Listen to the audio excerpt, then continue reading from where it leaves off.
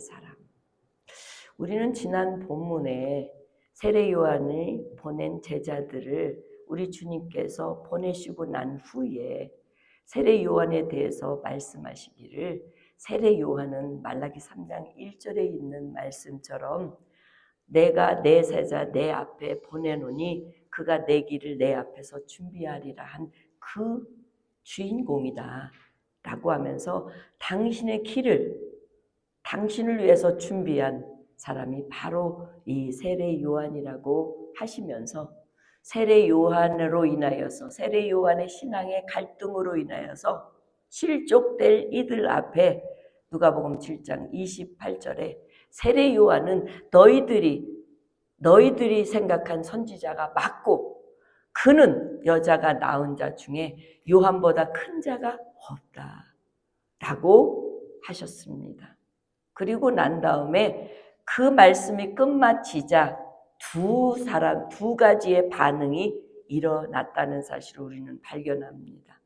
하나는 29절 30절 보면 모든 백성과 세리들은 이미 요한으로부터 받은 세례가 있기 때문에 예수님으로부터 받는 그 말씀이 선지자라니까 하나님 말씀을 듣고 하나님은 정말 의롭구나라고 생각하는 반면에 어떤 이들, 바리새인들과 서기관들, 유대인들 중에 바리새인과 서기관들은 그들이 세례를 받지 아니하였기 때문에 그들 자신을 위한 굉장히 중요한 단어입니다. 지금 바리새인들과 율법사들의 자신들을 위해서 하나님의 뜻을 버린 자라고 기록하고 있다는 사실입니다.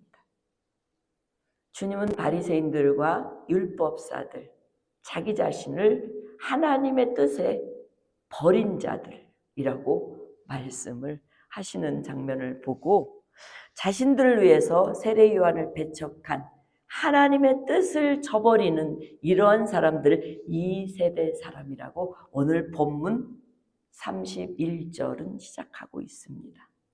또 이르시되 이 세대의 사람을 무엇으로 비교할꼬? 무엇과 같은고? 라고 말씀하고 있습니다. 마태복음 11장 16절에 이 세대를 무엇으로 비교할꼬?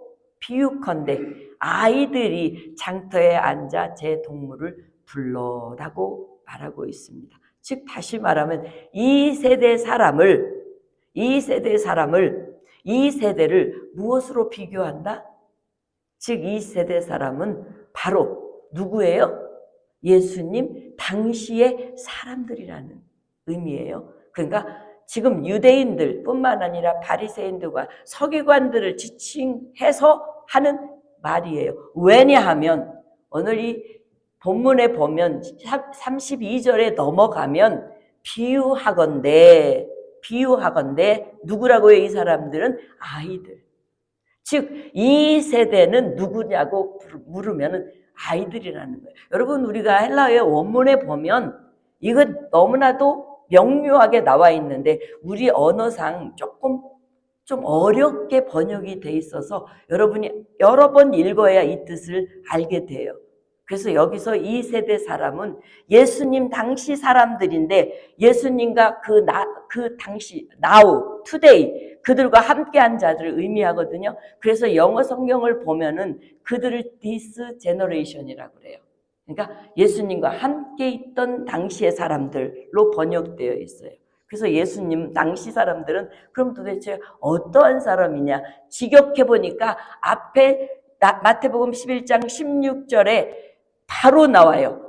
이 세대를 무엇으로 비교할까? 비유하건대 아이들이라고 되어 있죠. 아이들과 같은 사람들이라는 거예요. 그래서 32절에 보니까 이 세대 사람은 아이들이라면 헬라어 원문으로 직역하면 어떤 아이들?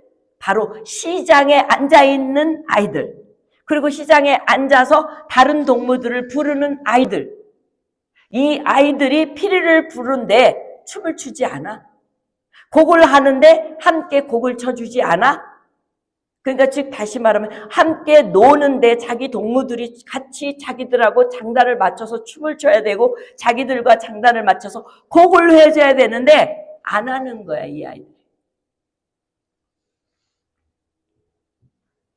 그 요즘 말로 말하면 아무리 앞에서 춤추라고 해도, 아무리 앞에서 울으라고 해도 전혀 이것도 저것도 안 한다는 거예요.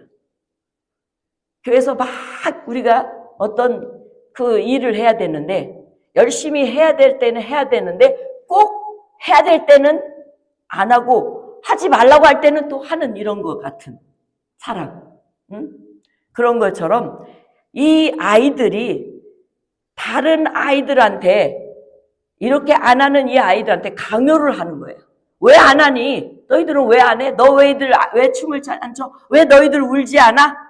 이렇게 강요, 함께 노는 데 있어서의 강요하는 아이들이라는 말이에요. 왜 그럴까요? 이들한테 불만족스러운 거예요. 이들한테 만족함이 없는 거예요. 왜 그럴까요? 이 아이들의 만족이 무엇 때문이에요? 여러분 가만히 생각해. 단 한 가지야. 자기가 하고 싶은 대로 따라주지 않고 자기가 하고 싶은 대로 하고 싶은데 못하니까 비판하고 짜증내는 아이들. 이제 이해가 되죠? 쉽게 얘기하면 그 다음 구절이 그 본문을 이 앞본문, 지금 31절, 32절을 본문을 이해하도록 하고 있어요. 그래서 이런 아이들을 우리는 고집이 세다, 이기적이다 라고 하지 않습니까? 좀 강하게 말한다면 아집과 교만으로 똘똘 뭉쳤다 라고 하는 아이들이에요. 주님은 이 세대를 그런 아이들과 같다라는 거예요.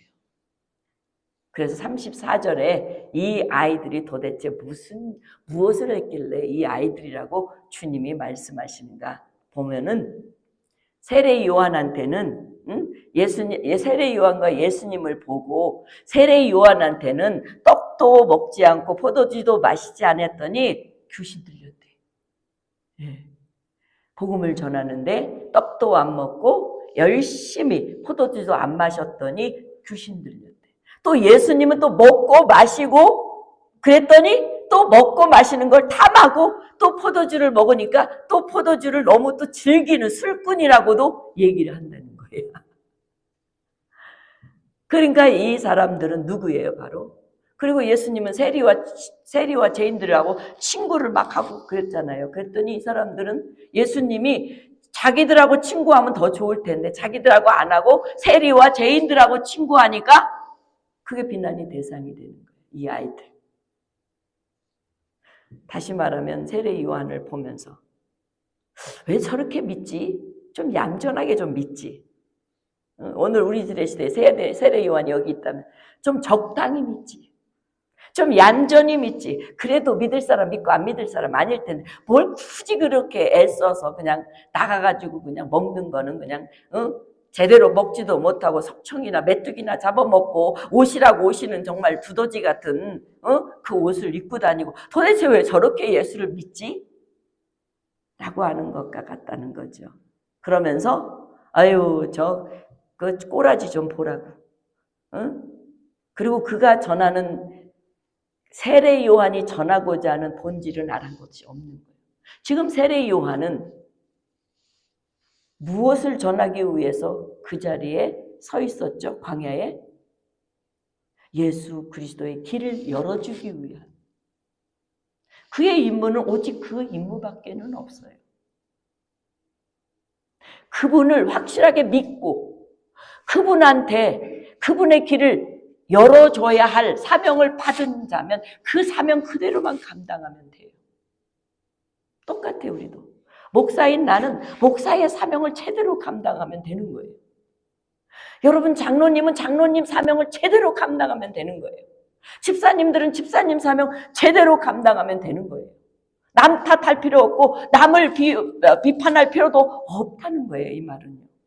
그런데 이들은 자기는 해야 될 거는 안 하고 자기들이 마음에 맞지 않다고 자기들의 생각의 뜻과 맞지 않다고 세례 요한이나 예수님을 비판하고 비난하고 꼬라지 좀 보라고 본질은 언데간데 없이 외모에만 그들이 원하는 그 기준에만 서 있다는 거예요.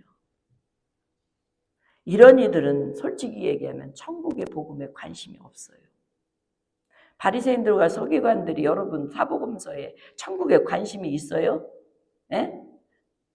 하나님의 말씀을 언쟁하거나 토론하는 거는 절대적으로 안 빠지지만 천국 복음에는 관심이 없었어요.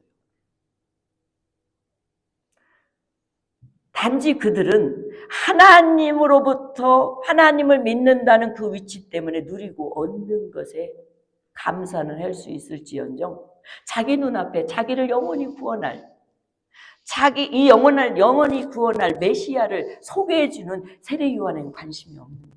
그리고 그 장본인이신 예수님에게는 관심이 없다는 거예요. 오히려 세례 요한이나 예수님의 삶을 보면서 구질구질하다고 싫다고 우리 수준에 안 맞다고 우리의 격이 안 맞다고 오히려 거절하고 있다는 사실이에요. 근데 이 말은 예수님 시대 사람들도 그렇지만 지금 여러분과 나의 시대도 어떻습니까? 여러분은 그렇지 않다고 생각이 드십니까? 예수님은요, 한 번도 세리와 죄인들과 함께 먹으시면서 마시시면서 남들에게 자신처럼 먹고 마시라고 강요하신 적이 없으세요. 그리고 그렇지 않다라고 비난하시지도 않으셨어요.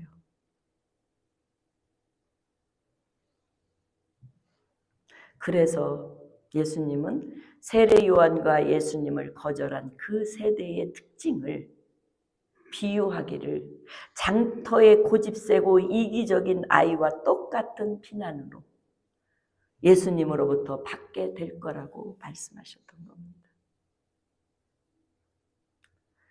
오늘도 금욕적인 생활을 하면서 진리를 전하는 전도자들, 밖에서 불신 지옥, 그리고 또 예수 천당, 이 복음을 전하는 사람들 보고 너무 오버한다. 너무 우리하고 격이 안 맞는 복음을 전한다. 라고 이상하게 보지 않습니까? 또 한편 한 영혼을 얻기 위해 친구가 되어서 함께 내려가서 나누고 먹고 즐기는 사람들 보고 못보라 그러고 술꾼이라고 하고 비난하지 않습니까? 여러분, 우리가 누가복음 여기까지 오면서 예수님께서 우리가 비판하지 말라. 뭐라고 그래서 왜 비판하지 말라? 그 비판이 너에 대한 비판이야. 하나님은 네가 다른 사람에게 비판한 그 비판 그대로를 나중에 하나님 심판대에 섰을 때 그 비판을 너에게 할 거야 라고 하지 않았습니까?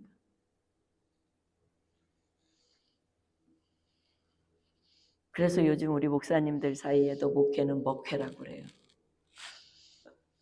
근데 그게 너무나 어렵습니다. 예. 그것도 같이 먹었고 나눠야 또 이해가 되고 또 해결이 된다고 하니까 그래서 우리 성도님들은 다행히 적당히 먹여줘서 고맙습니다.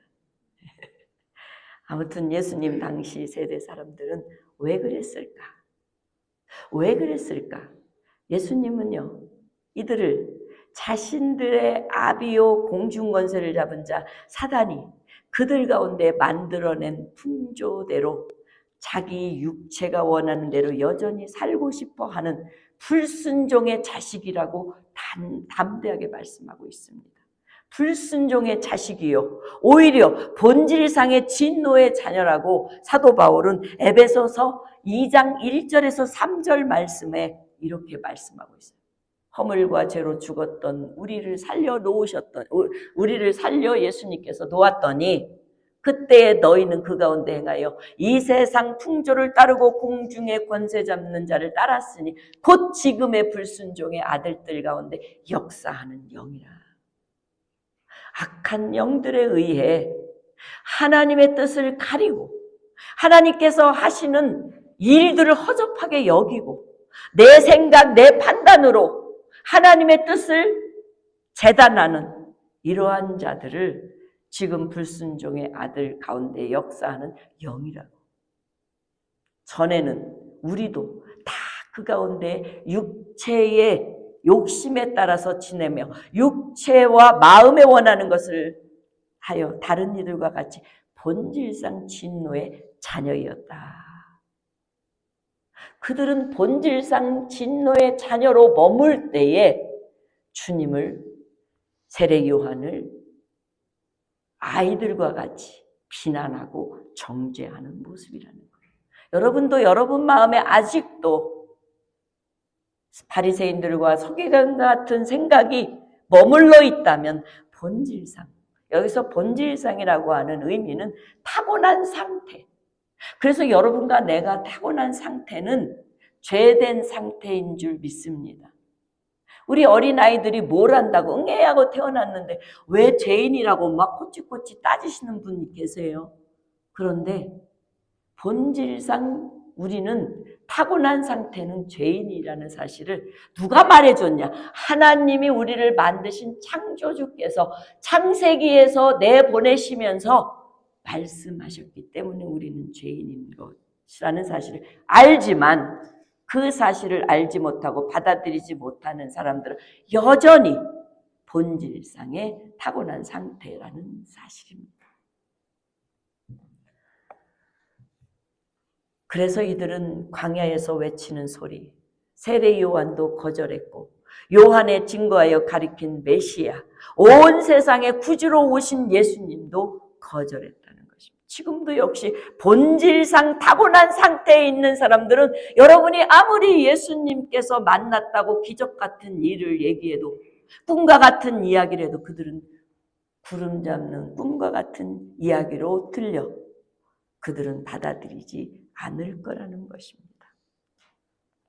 예수님은 오늘 본문에서 비유로 이 세대 사람들을, 이런 사람들을 비난하고 있습니다.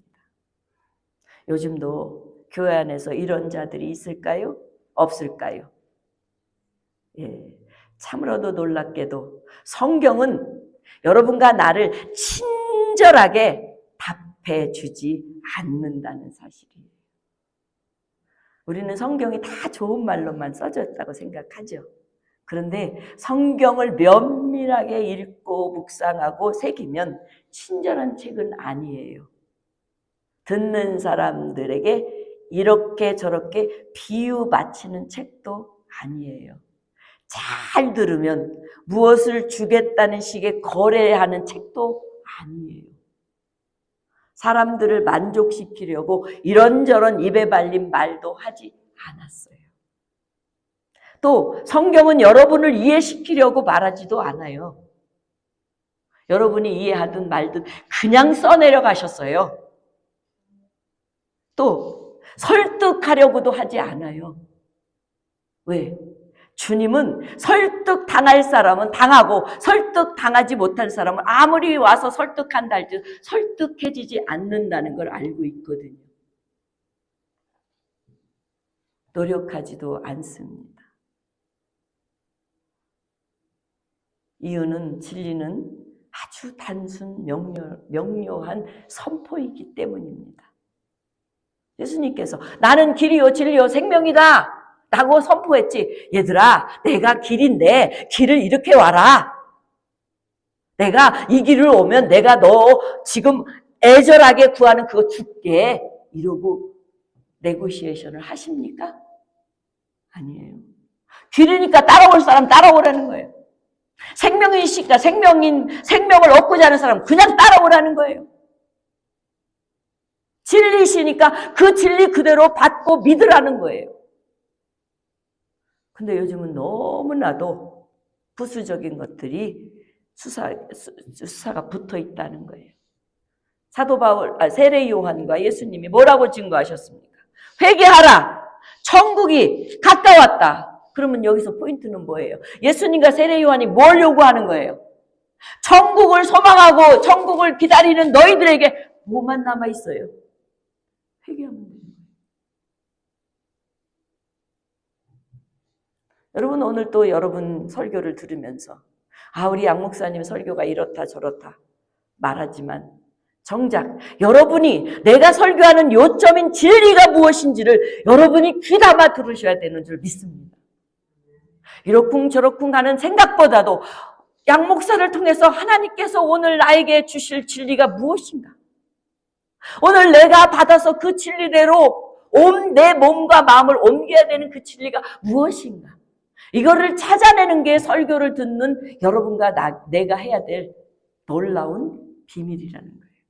저도 설교를 만들 때에 하나님의 말씀이 제대로 저들 심령 속에 전달될 수 있도록 곱씹고 전해줘야 할 책임이 있고, 여러분은 그 진리를 찾아서 여러분도 그 진리를 받아 곱씹어서 이 세대에서 벗어난 예수 그리스도의 사람이 돼야 될 줄 믿습니다. 이런 특징은 비단 예수님 당시 시대뿐만 아니었습니다. 그때서부터 지금까지 계속해서 이어지고 있다는 사실입니다. 그래서 사도 바울은 이 시대를 디모데후서 3장 1절 4절에 말세라고 합니다. 너는 이것을 알라. 말세에 고통하는 때가 이르러. 지금 사도 바울은요, 이 본문을요, 어디에서 썼는지 아세요? 감옥에서 썼어요. 언제 죽을지 모르는 사형수로서 이 말을, 이것을 알라. 디모데에게 말세는 고통하는 때가 이르다. 근데 어떤 고통이냔 말이에요. 어떤 고통이냐. 여러분, 말세에는 뭐 모든 자연 환경이 징조가 나타나서 별이 떨어지고 막 바람이 불어서 지붕이 날라, 이런 징조가 아니라 정말 우리 영적인 내면의 고통을 말하는 거예요. 사도 바울은. 그게 뭐라고요? 사람들은 이 말세가 되면 자기를 사랑한대요. 다른 사람 안중에 없어. 나만 사랑받으면 되고, 내가 내 자신을 사랑하면 돼. 그래서 요즘 거의 다 정신적인 치료 의사들이 보면, 여러분을 사랑하세요. 남편을 사랑하는 것보다 가정 사랑하고 남편 사랑하다 온몸이 다 부스러지고 이스러졌다고 자기 사랑하래. 근데 성경에는 자기를 사랑하라는 말, 남을 사랑하라는 말을 하지 않았어요. 자기를 사랑하는데 예수님이 당신을 사랑하는 만큼 초점을 예수님 사랑에 맞추라고 되어 있어요. 돈을 사랑하라. 그러니까 요즘 자기 사랑이 너무나도 편만이 되어 있어요. 그래서 내 사랑을 차지하기 위해서 다른 사람이 무너지든 말든 안중이 없어요. 그리고 돈을 왜 이렇게 사랑해요? 근데 나도 보니까 돈을 사랑하더라고요. 깜짝 놀랐어요. 우리 돈 안 사랑하는 사람 없잖아요. 요즘 한국에 뭐 여러 가지 일들이 있는데 이 돈 때문에 엄청난 불의를 저지르고 엄청난 거짓말도 막 서스럼 없이 돈 때문에 하잖아요. 그죠? 돈 때문에. 마지막 때에 고통하는 때는 이 돈을 안 사랑하고 싶어도 사랑이 와요. 그리고 요즘 PR 시대잖아요. 피할 거 피하고 알릴 거 알릴 시대. 그러니까 자기를 자랑하지 않으면 못 알리니까. 네. 여러분, 내가 자랑을 안 해도요, 내가 어떠한 삶을 살고 어떠한 행동을 하면 시간이 가고 세월이 가면 여러분을 알아주시는 것 알고 계십니까? 그리고 또 마지막 때는요, 자기를 100% 자랑하려고 하는데 교만하고 비방하고 부모를 거역하게 떠나서 부모를 버려. 여행 간다 그러고 그냥 해외에, 그것도 국내에 버리면 다시 찾아오니까 해외에다가 감사하지도 않고 거룩하지도 않고. 제가 제가 목회를 하면서 많은 사람에게 돕다 보면, 아유 목사님 장로님 이 정도는 우리 당연히 교인들을 위해서 해야죠. 이런 분들이 계세요. 감사하게 어머 그렇군요 이렇게. 아 그래요 맞아요. 아 목사들은 당연히 이런 거 해야죠. 그러고 넘어가는데, 그럼 당신들은 나를 위해서 이렇게 묻고 싶지만 그게 아니고, 하나님이 나를 사랑한 것을 기준으로 보면 그 사람 당연히 해야 돼요. 그 사람이 죽으라면 죽어야 되는 게 내 목이더라고요. 여러분을 위해서 섬기다가 죽는 것이 내 목이라는 거예요. 그러니까 그게 하나도 바더가 되겠어요, 안 되겠어요? 그 이후로부터는 바더가 안 돼요. 근데 보통 하는 때 이런 것들이 고통을 주는 거야, 바로. 거룩하지 아니하고 무정하고 이게 원통은 풀지 않아. 왜 이렇게 좀처럼 있잖아요. 원통을 풀지 않아요. 네? 그 원통 옆에 인재라고 그러더라고요. 원통 옆에가 인재래요, 강원도. 원통하면 인재 오나. 원통을 풀으셔야 돼요. 여러분, 풀으세요. 얼굴에 나타나요, 여러분. 이게 마지막 고통하는 때가 이것 때문에 우리가 고통하잖아요. 예? 사람들이 상대방의 고통, 원통을 풀어주지 않으니까 나도 접근 못하고 이게 계속 쌓여서 하나님의 죄악만 쌓여 놓잖아요. 모함하고 그러다 보니까 모함하고 절제하지 못하고 사나우고 선한 거 좋아하지 않고 배신하고 예, 우리 예수 믿는 사람도 잘 배신하잖아요. 조급하고 자만하고 쾌락을 사랑하기를 하나님 사랑하는 것보다 더 좋은 이게 바로 말세에 고통하는 때. 지금 우리의 때가 바로 이때라는 거예요. 이때 이 시대의 아이들이 어떤 자들이냐, 바로 이런 일을 행하는 자들이 이 시대에 주님이 비유로 말씀하신 아이들이라는 거예요. 비난받는 아이들이라는 거예요. 여러분, 죄가 많아지면 노아 때처럼 주님이 쓸어버려야 되는 그때가 어느 날 갑자기 온다는 사실. 노아의 시대는 죄가 강성해서 더 이상 하나님이 관영하여 볼 수 없을 정도로, 그래서 결국은 물로 온 세계를 지면을 쓸어버리지 않았습니까? 주님은 이런 세대 속에 여전히 거스리는 자가 되지 않도록 오늘 본문 35절에 이렇게 마무리를 짓습니다. 지혜는 자기의 모든 자녀로 인하여 옳다함을 인정 얻느니라. 여러분, 예수님은 지혜입니다. 예수님 자신이 지혜예요. 그래서 예수님이 지나간 흔적을 우리에게 남겼는데 모든 예수님의 자녀들이 그분의 그 삶이 그때 당시에는 몰랐는데 지금 2000년이 후른 그 당시 이후에 많은 사람들도 그분이 옳았다고 고백했습니다. 십자가의 못을 박은 국병들도 저분이 주장한 게 맞았구나. 저분은 진짜 하나님의 아들이었구나라고 했어요, 안 했어요? 옳다라고 인정받으셨어요. 그래서 사도 바울은 고린도전서 1장 24절에 오직 부르심을 받은 자들에게는 유대인이나 헬라인이나 그리스도는 하나님의 능력이요 하나님의 지혜입니다. 그래서 지혜는요, 하나님이시라는 거예요. 예수님이시라는 거예요. 예수님처럼 우리가 살아갈 때에 우리 여러분과 나는 예수님으로부터 인정받을 뿐만 아니라 모든 사람에게도 자녀들에게도 인정받는 그날이 반드시 올 거라고 예수님은 오늘 말씀 속에 마지막을 그렇게 정리해 놓으셨습니다. 잠언서 보니까 잠언서 9장 10절은 여호와를 경외하는 것이 지혜의 근본이요 거룩한 자를 아는 것이 명철이니라. 여러분이 하나님을 잘 믿으면 얼마나 지혜로운지 몰라요. 그래서 여러분 많이 배웠다고 해서 지혜냐? 아니에요. 그건 지식인 거죠. 지식과 지혜는 다릅니다. 지식은 이 땅에서 얻은 거지만 결국 이 땅에서 얻은 걸로 여러분 하늘나라 간다고 착각하지 마세요. 지혜는 하늘로부터 오는 겁니다. 하나님이 주시는 겁니다. 그래서 우리가 하나님 나라 가는 거는 지혜로 하나님의 나라를 가게 돼 있다는 사실이에요. 그것이 바로 여호와를 얼마나 경외하느냐에 따라 지혜를 얻게 된다는 거예요. 그래서 잠언 2장 18절에 그 지혜가 내 마음에 들어가면 내 지식이 내 영혼을 즐겁게 하는 이 지혜, 여호와를 경외하는 이것 때문에 마음이 즐거워지게 된다는 거예요. 사랑하는 성도 여러분, 오늘 이 잠언 2장 18절에 보면 지혜를 얻는 자는 생명나무라고 되어 있는데 제가 이거 잘못 올린 것 같아요. 여러분이 잠언서 2장 18절 제가 잘못 올렸어요. 2장 18절에 보면 이렇게 되어 있어요.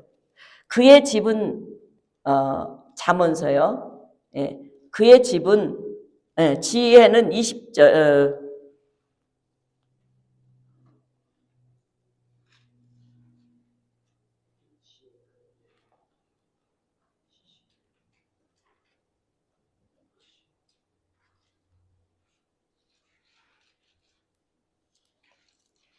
제가 분명히 18절 3장 18절이에요. 죄송합니다. 3장 18절 지혜는 그 얻는 자에게 생명나무라. 지혜를 가진 자는 복되도다. 여러분 하나님의 나라를 갖고 있는 거예요. 생명나무. 생명나무 따먹잖아요, 우리. 지혜가 그렇다는 거예요. 그래서 예수님께서 마지막 35절에 지혜는 자기 모든 자녀로 인하여 옳다 인정함을 받는다.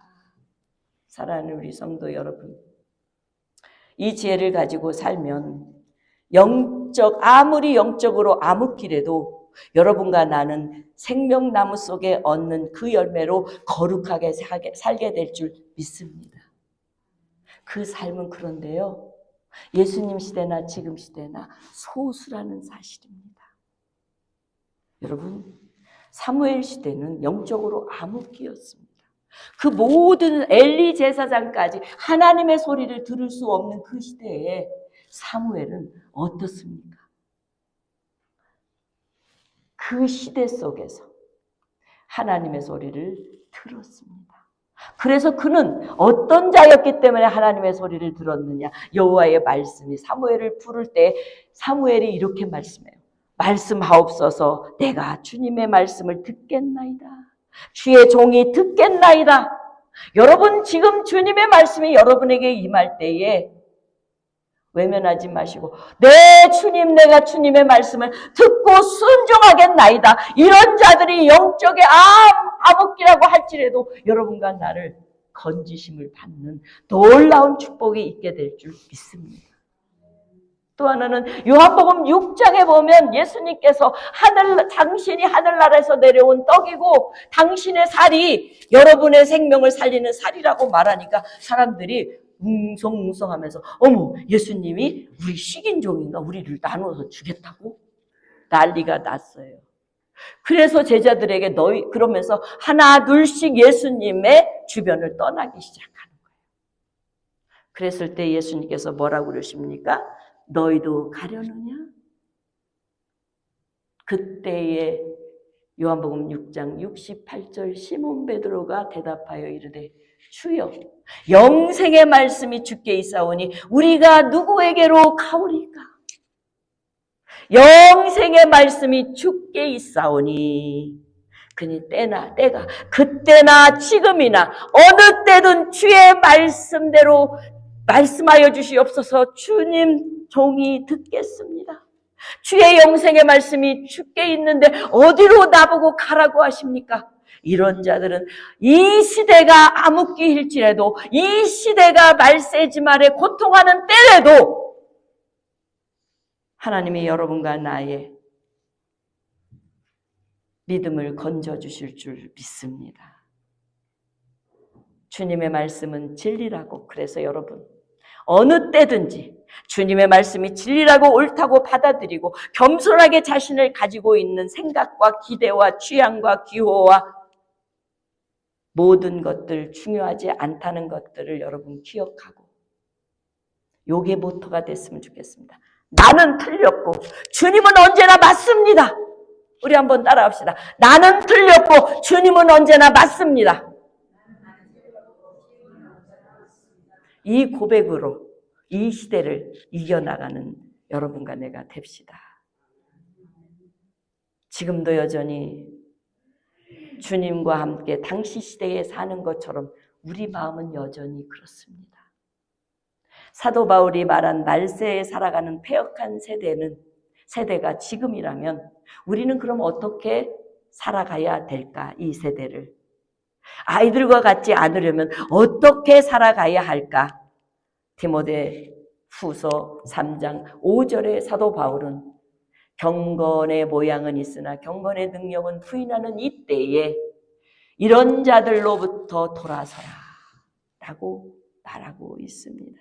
즉 경건의 모양만 중요하게 생각하지 말고 경건에는 능력이야.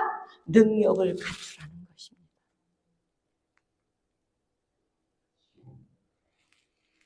반드시 그 지혜는 그렇게 되면 옳다함을 얻게 되는 날이 곧 올 것이기 때문입니다. 요셉은 꿈꾸는 소년이었습니다. 어린 소년이 꿈을 꾸니까 얼마나 좋았겠습니까? 형들에게 자랑하다가 어떻게 그 꿈을 이루기도 전에 그 꿈을 이루는 것은 고사하고 형들의 미움을 받고 죽게 되는 위기에 있었습니다. 그 중에 좋은 형이 있어서 얘들아 죽이는 것보다 저 애굽 사람들한테 30냥이 팔아버리자. 팔려가는 요셉은 형들한테 자랑했던 꿈은 온데간데 없이 찾아온 것은 고통이었습니다. 그런데 놀랍게도 하나님께서 요셉에게 주신 그 꿈을 이루기 위해서는 그 환난의 시간을 채워야 이루어진다는 사실을 요셉은 국무총리가 됐을 때, 애굽의 국무총리가 돼서 형들이 음식을 가지러 왔을 때에 깨달았습니다. 꿈은 반드시 이루어진다는 사실을. 바로 지혜는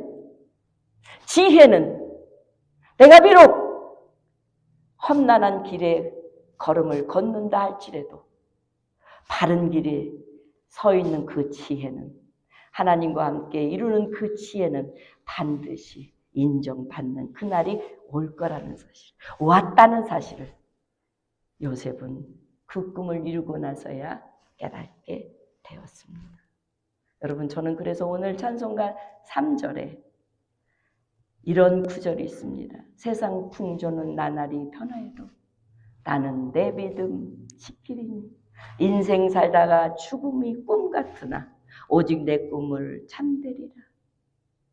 진리를 믿음으로 얻는 놀라운 꿈, 정녕 나 믿기는 장차 큰 은혜 받을 편이 나의 놀라운 꿈 정녕 이루어져 주님 얼굴을 배우리라.